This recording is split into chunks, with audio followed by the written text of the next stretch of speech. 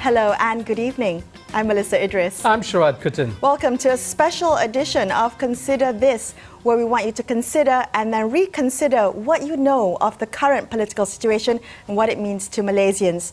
Now, over the next 90 minutes, we will be speaking to politicians and experts in hopes of making some sense of the day's events. So stay tuned as we will be joined by PKR Communications Chief Fahmi Fazil, political commentators Ibrahim Sufyan and Bridget Welsh, lawyers Lim Wei Jet and Faizal Muhyiddin, among others.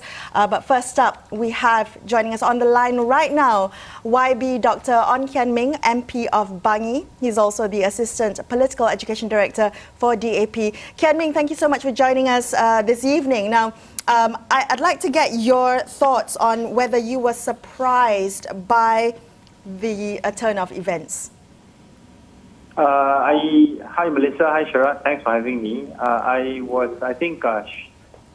shocked rather than surprised, as were many Malaysians, at what transpired yesterday and also today. And I think the Malaysian public feels betrayed, but we give them the commitment that we will continue, those of us who are still left in Pakistan Harapan, will continue to fight for the mandate that they gave to us in the 14th general election by trying to form the new government.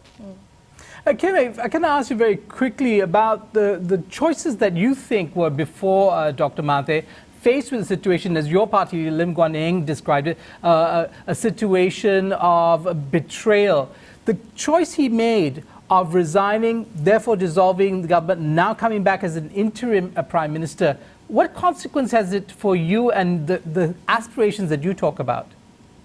I think it's very clear from yesterday's events that the attempted coup, effective coup by Azmin Ali and some of his other compatriots was a miserable failure in that they were hoping that Dr. Mahathir would follow their lead and to form a new government with UMNO, PAS, and some of the other allies in Bersatu.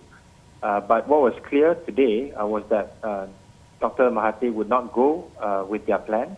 And I think the most effective way of him demonstrating his displeasure and also unwillingness to go ahead with that plan was to resign, not just as Prime Minister, but also as the chairman of Bersatu, and I think that is a slap in the face of those who wanted him to form the new government in a new coalition that did not include many of the parties and also MPs that led us into victory in the 14th general election.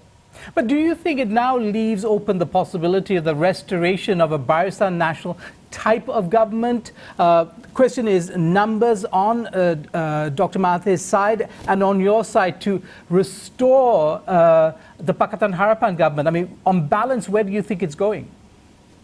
I think the numbers are also not on the side of Barisan Nasional and Azmin Ali's faction. Because if they had the numbers already, they would have gone ahead to meet up with Yang di-Pertuan Agong to attempt to form a new government. So right now, I think it's contestation between two coalitions that are still in the process of remaking itself or making itself.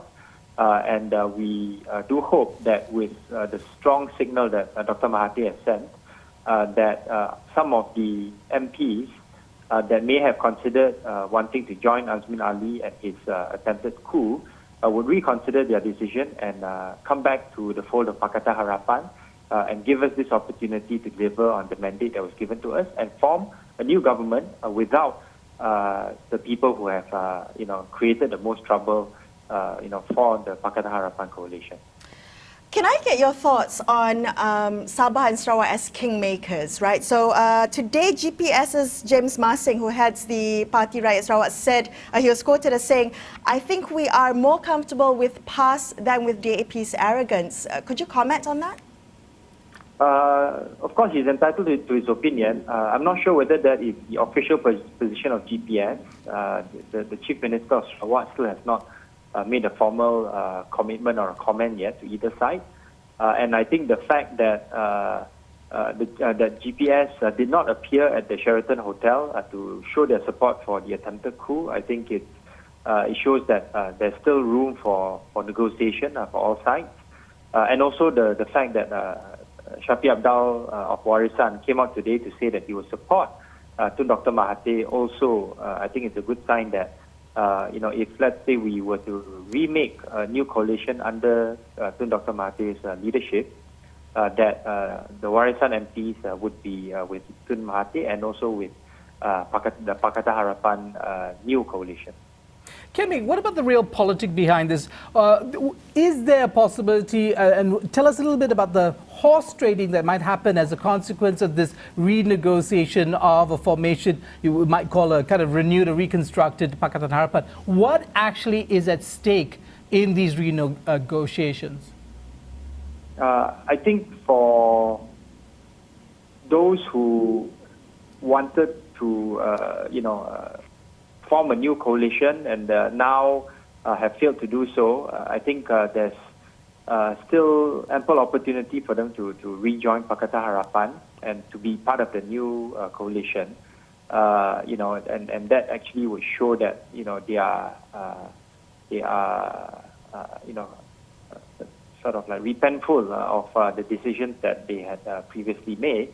But at the same time, I think with our Sarawakian MPs, I think they would want to, if they were to throw in their lot together with us to form a new government, they would probably want to have certain concessions as well. So I think there's, things are still very fluid on the ground. But I think what is important to remember is that Dr. Mahathir did not want to form a new government together with UMNO. I think that's very key. I think it's very clear-cut that UMNO wanted to form this new government in order to save themselves. Many of their leaders are being charged in court now under different, accusations of corruption, including the president of UMNO and, of course, the previous prime minister. So Dr. Mahathir wanted no part in this, and I think this also shows to the larger public that it would be very, very difficult to stomach the formation of a new government that involves all these former kleptocrats, in UMNO coming back into power. Just a couple of hours ago, I noticed that you tweeted saying that Azmin Ali's move had put in jeopardy the economic stimulus package, which is set to be announced this week. Can you explain just how in jeopardy is this package? Well, my colleagues at the Ministry of Finance has been working hard to get inputs from the various ministries, inputs from industry, especially those that were the most affected by this COVID virus, and then was in the process of, in fact, would have briefed the Prime Minister, Dr. Mahathir, today on the latest status of the stimulus package, which would have been announced on Thursday. But now, given the situation that we have now, Dr. Mahathir has resigned. Yes, he is the interim Prime Minister, but I think you would have heard that there has been an instruction to say that the cabinet has been effectively dissolved starting tomorrow. So the chance of there being an economic stimulus package in the near future, I think is very, very low.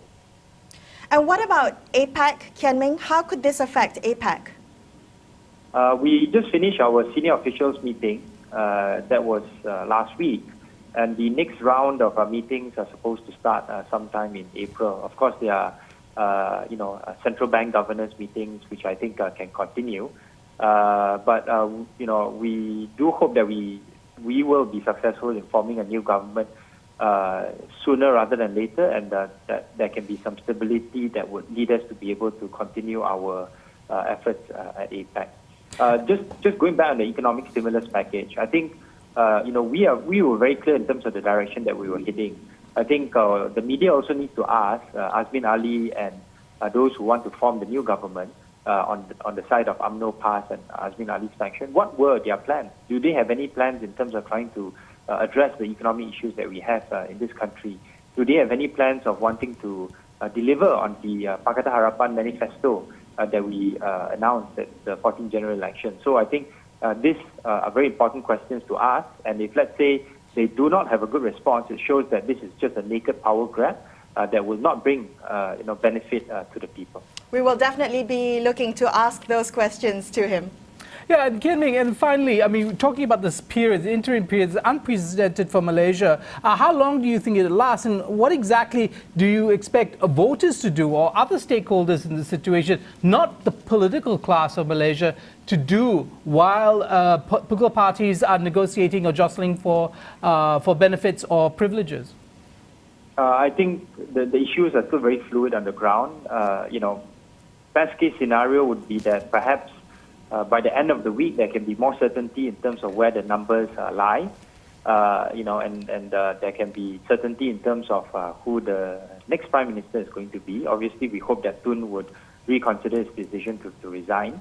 But I think in terms of the larger public, especially those who supported change and reform in the last general election, there are a couple of things that they can do. They can, if they are not, if they are unhappy with what, for example, Azmin Ali is doing, they should be able to, reach out to him in whatever form, and also, tweet about it, post on social media their displeasure of this backdoor government, and then perhaps also reach out to the other MPs whom they think would, might have crossed over to the other side, but may be considering now. I'm thinking of people like perhaps Saifuddin Abdullah or Barubian. Or some of the Bersatu MPs, who have expressed their concern about this, backdoor government. People like Syed Saddiq, the larger public can also, reach out to them through social media, through whatever means possible, to ask them to, make their commitment to Pakatan Harapan clear, so that we can count on them to form the new government.